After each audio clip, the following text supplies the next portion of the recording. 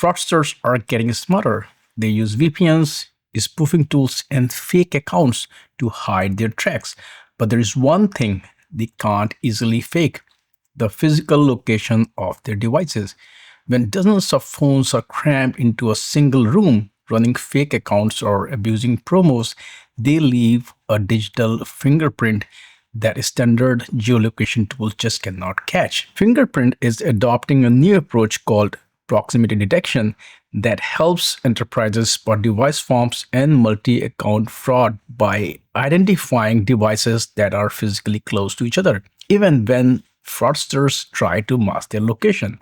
In this episode of Secure by Design, we have with us Valentin Vasilyev, CTO and co-founder of Fingerprint, to fully understand what they are building. Valentin, we have covered Fingerprint in past, but this is the first time you are on the show. So I am kind of curious.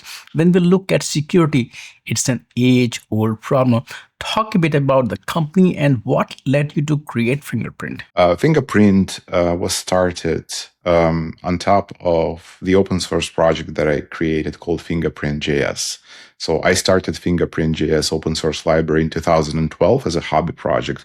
But over time, after a few years, it evolved into something bigger. I saw increased adoption across developers, companies, even enterprises using Fingerprint.js to solve fraud issues that they had, personalize user experience, or protect their accounts. As a result, in 2018, I had an idea how to turn this open source library into a commercial product. And in 2020, my co-founder, Dan Pinto, and we started fingerprint.com on top of this open source library. And we've been improving and creating a more robust and effective solution on top of the open source ever since. Today, we are here to talk about a new approach that you folks are adopting: proximity detection. Let's first understand the problem we are solving. Fraudsters use a lot of techniques: VPNs, spoofing tools, fake accounts to hide their tracks. But location is something they can help us with. Mobile apps have been using location data for years. Facebook knows more about us than we know about ourselves. But when you talk to security folks, they struggle to use it effectively against fraud. From an engineering perspective, what specific technical gaps does proximity detection solve that standard geolocation tools have failed to address, and what led you folks to come up with this approach? Yeah, it's a good question. It is true that mobile apps have had access to geolocation data for years, and many apps request geolocation permissions as soon as you start the application. However, it has a few issues that we wanted to address. Working with geolocation and geospatial data is hard. It's complicated. You're dealing with a set of coordinates on a surface. You cannot work with traditional rectangular Cartesian coordinate system. You kind of have to work with a spherical geodesical system. Understanding the position on the globe is hard. GPS that powers the location signal, in addition to giving you the latitude and longitude, it also gives you the altitude, how far you are from the sea level. And that can also complicate things when you think about multi-story office buildings where everything is located. Understanding the relative position of devices across each other is hard. But the biggest challenge and the biggest kind of gap that we wanted to address is finding co-located devices sitting together. With the latitude and longitude, you get a pair of coordinates, but that doesn't give you a good understanding of if there are any devices in close proximity, like in the same room or in the same building or on the same street when it comes to ride hailing or delivery fraud. And we wanted to address that specific gap, is understanding how many closely located or co-located devices can be in this zone, in this room, or in the building, or in the street, depending on the level of precision that you want to get. So taking this raw, low-level, messy GPS data and turn it into an actionable system that provides a comprehensive support for developers was our goal, and this is how we designed it. We also wanted to avoid exposing very sensitive granular coordinates because they represent personal information, and instead we designed our system to have an anonymized, hashed proximity identifiers that cannot be reverse engineered back to coordinates or cannot be linked back to coordinates. That's why they're privacy friendly kind of data points that we expose to developers. And these are the main gaps that we wanted to address. What does the architecture behind proximity detection actually look like? And if you can also talk about how do you actually achieve high fidelity detection of co-located devices without ever exposing their precise physical coordinates? How does your approach balance fraud prevention, data protection, and privacy? When we were designing this, we wanted to have a zone-based hierarchical system so that developers and companies using this product would have full control over the granularity and precision and confidence of the data. So we design it as a hexagonal system, which is hierarchical in its nature, where co-located devices would sit or be situated in a single zone that is that has a shape of a hexagon. And that single hexagon could have varying degrees of precision. It could be a 10-meter hexagon or a 50-meter hexagon, depending on your use case. You probably saw those images on the internet with hundreds of co-located devices sitting on a device rack, creating multiple accounts, changing things on social media, mass account registration, delivery fraud, ride-hailing fraud. All these types of things are possible when you have a coordinated group of devices achieving the same fraudulent kind of activity. So with this hierarchical approach, our system would locate those devices using the geolocation data, convert them into hierarchical hexagonal system, and then developers have this flexibility to query the data using larger and larger radiuses. If they want to find the devices sitting only in a small area, like a room, they would use a query parameter of 10 meters. If they want to expand that search, they can use a query parameter of 50 meters or 100 meters, depending on their use case. So that hierarchical querying ability was very important to the design decisions that we made, and also making sure devices are grouped correctly together and that multi-story buildings are handled correctly. All of that was really important in designing this system. Fraudsters are among the smartest people out there, and they use a lot of techniques, as we already discussed: VPNs, location spoofing, emulators to hide their operations. How exactly does proximity detection penetrate these layers of obfuscation to identify that devices are physically clustered despite all the digital disguise they put up? Yes. When thinking about that, we thought we would use the geolocation permission that were already granted by the application. So an application would have to ask the user to allow querying the geolocation. But then, like you said, fraudsters sometimes use spoofing software to spoof their coordinates.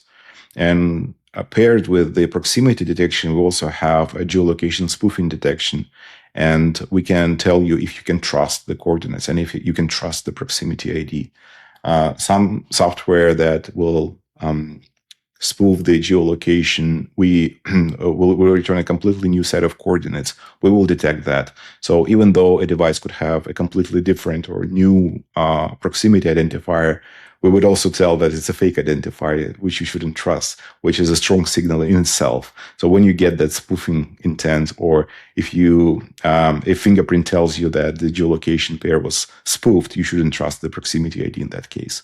So it boils down to two cases. One, trusted geolocation, and this is where you can understand co-located devices using proximity ID, and spoofed geolocation, where you shouldn't trust it and treat it with suspicion by default. What about false positive? Because this is one of the biggest challenges. A family with multiple devices at home might look like a small device form on paper. How do you mitigate that? How should developers tune these signals to differentiate between legitimate household usage versus a fraudulent operation or device form without interrupting the experience for legitimate users? Yeah, it's a good question, because, like you said, there could be 5 or 10 devices or even 15 devices for large household kind of situated in one place. But then the logic will depend on your use case. If you're dealing with credential stuffing, account takeover attempts, you would typically get a much larger device farms. You would get like 100, 200, 300 devices in a very tight area of 10 meters. For some use cases, we're dealing with just a few devices. Let's say it's a delivery fraud. Someone said they delivered items, but they weren't delivered, and we want to detect that.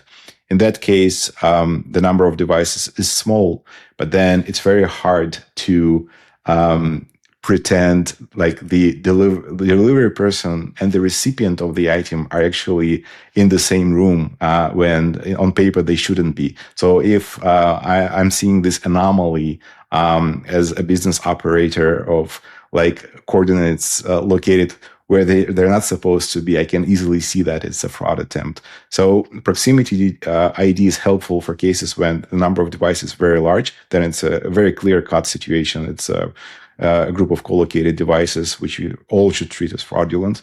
Or if the use case allows for a small number of devices, then you look at the relationship and the history of proximity identifiers, and you can understand if that co-location is unlikely from a business kind of use case perspective. I mean, the fact is that device farms are just one type of fraud.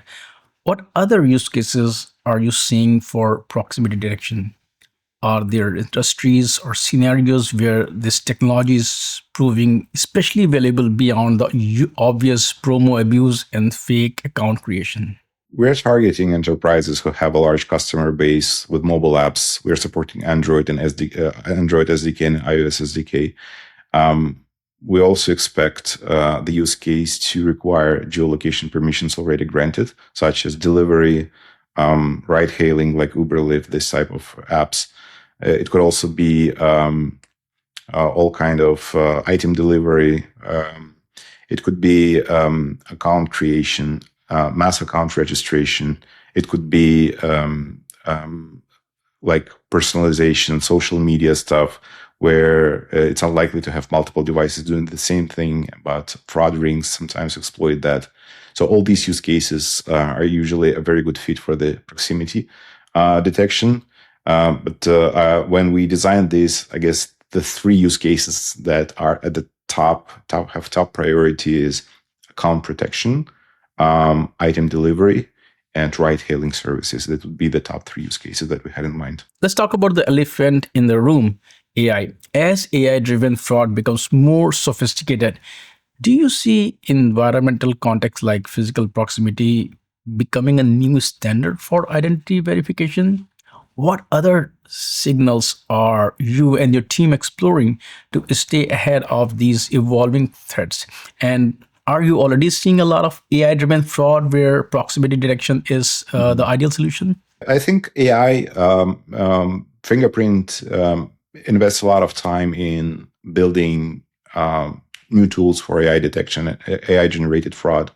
But specifically for proximity detection, I don't think it's going to be very useful because it's targeted mostly for mobile devices operated by humans who gave the geolocation permission. However, Fingerprint provides more than 100 actionable smart signals. And for AI specifically, we have things like web.auth detection support, malicious browser automation detection support, general purpose bot detection, whether it's browser based or not. All of these things are very closely aligned with like the types of fraud we are seeing from AI driven fraud attempts. We are thinking about proximity detection as an additional identification layer of capability, because with Fingerprint's traditional identification capability, we would generate one unique ID per device, one unique ID per browser, which is helpful for AI-driven fraud. In addition to that, proximity detection is a kind of new layer that groups devices together. Because with fingerprinting, whether it's device fingerprinting or browser fingerprinting, you get one ID per device. But sometimes you want to assign a single ID to a group of devices. That's where the proximity detection is very helpful. So I think they should be used together. For browsers, identifying a single browser like an AI agent automating your browser is important, and that's what we see customers use. But for mobile devices, kind of a layer on top or adjacent layer is grouping mobile devices together to help detect orchestrated fraud attempts. We are at the end of 2025, heading into 2026. Where do you see fraud detection heading in the next year? You mentioned that proximity detection is just one piece of the puzzle. Will we ever reach a point where combining device intelligence, behavioral patterns, behavioral signals, and environmental context to make it nearly impossible for fraudsters to operate at a scale? Or is this always going to remain a cat and mouse game where good guys have to be right 101% time and the bad guys have to be right only once? Yeah, I think the access to fraudulent tools has become commoditized with AI. The entry kind of barrier is so low that anyone can start fraudulent operation using AI orchestrated infrastructure. So we anticipate the level of fraud to accelerate and increase. However, for professional and high scale, high impact fraud, this is not going to happen quickly with AI. I think the high impact fraud will remain in the area of specialized tools, specialized products, specialized software. AI is kind of a beginner level or helps to start exploratory kind of fraud process for someone.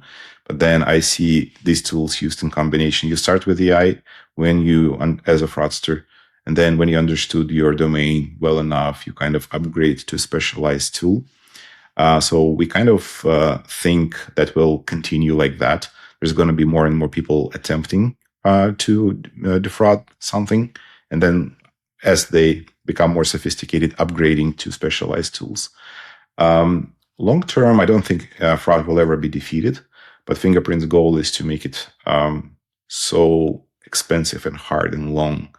And economically, our hope that economically it's not going to be a viable thing to do with all the tools that we give to enterprises to protect from fraud. But I don't think fraud will ever be defeated because it's, like you said, it's a cat and mouse game. Fraud is an ever evolving field. And Fingerprint's goal is to power a safe and seamless internet.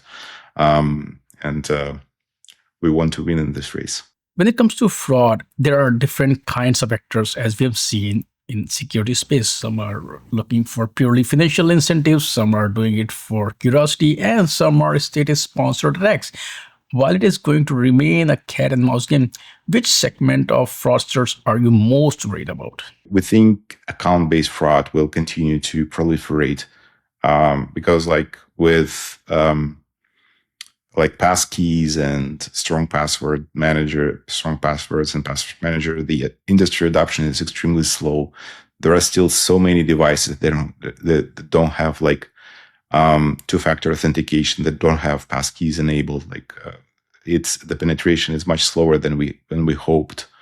As a result, I think account takeover is the primary use case for us, and it will continue to be our focus.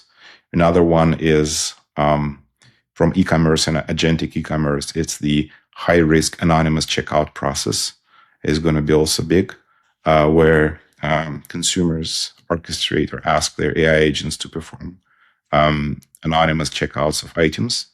And we see companies are concerned with the volume of anonymous high-risk interactions, and they want to understand if AI agents are involved in this. So that's going to be also the focus for Fingerprint.